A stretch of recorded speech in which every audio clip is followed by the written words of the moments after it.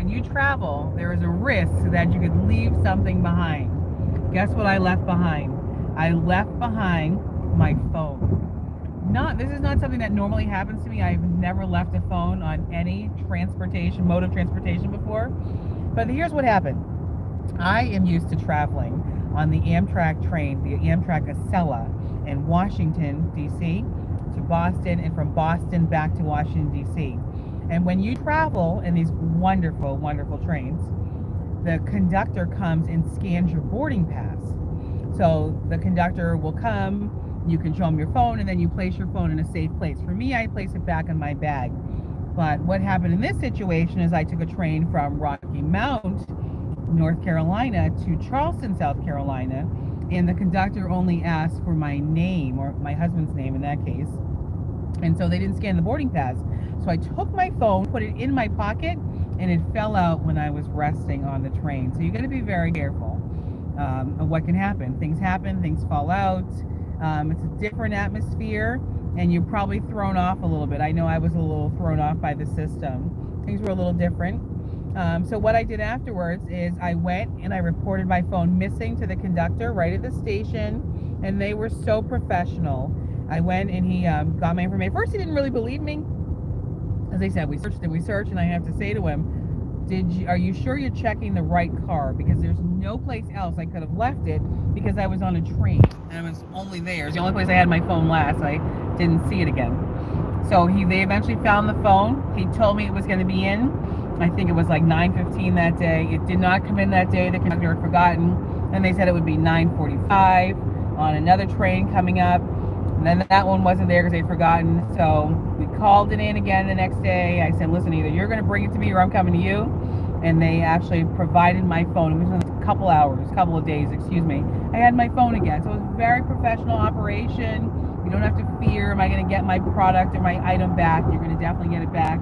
And as I was on the train again, because I took the train back to Rocky Mount, where they were giving me my phone, and I heard another passenger talking about leaving her bag, or her bag being missing with medication in it, and they found that bag, and then they were providing it for her on the train. So they have an excellent system, and they have a wonderful way of you retrieving your belongings. I guess just be extra careful. There was a wonderful gentleman in the Charleston, South Carolina station, and he's Quincy, and he really went out of his way to help me. He helped me more than probably anybody else. Called us, kept in constant communication.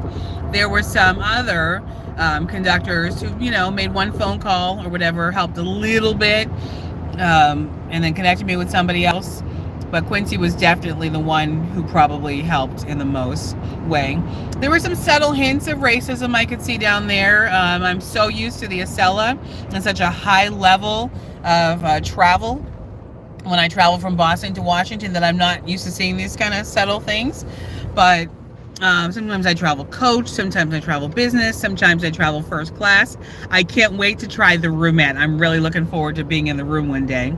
But I did notice something. A white police officer in Charleston, South Carolina, actually asked me, are you in coach or are you in business? Which is a little unusual to be asking that question from a police officer regarding a passenger, because are you working for the Amtrak train, and what? I don't even understand why he was asking. But it was a little bit of maybe a subtle hint of racism that I saw there. Because I've never had that conversation anywhere in the North when I've traveled on the train. No police officers ever asking whether in business or coach. They really don't care. It's not their business anyway. So there's little hints. There's definitely some differences. Overall was very good. It's hard to rest on a train. I mean, it's probably not the best thing for your back. You can definitely recline your seat a little bit. It was okay. There were some families there. There was a single mother. She had 4 children, 4 or 5, and they had blankets and bags and stuff. I'm not really sure what was going on there. But it's a nice atmosphere to have with your family if you can do that rather than taking a bus. Me personally, if I had a lot of kids, I'm going to try to get a car just to make it comfortable for everybody and be on our own schedule and not have to worry about being guided by a train. So overall, it was a great experience. Loved being in Rocky Mount. Felt very safe there. You could leave your vehicle. Police department is right there, so that was a nice experience. Charleston's a little different. It's a different group over there. And most of my experiences in the northern part, so that's always been a very wonderful experience. Especially traveling in Washington, D.C. is beautiful. There are a lot of homeless there now in the train stations, but for the most part, the atmosphere is great. You can shop there. There's great restaurants there. Boston is fantastic as well. You do have a lot of police officers in the station, and they're not asking you if you're traveling business or coach. So that was, I think, a little subtle thing going on there in the South. But I want to do a shout out and just say thank you to Amtrak for returning my phone.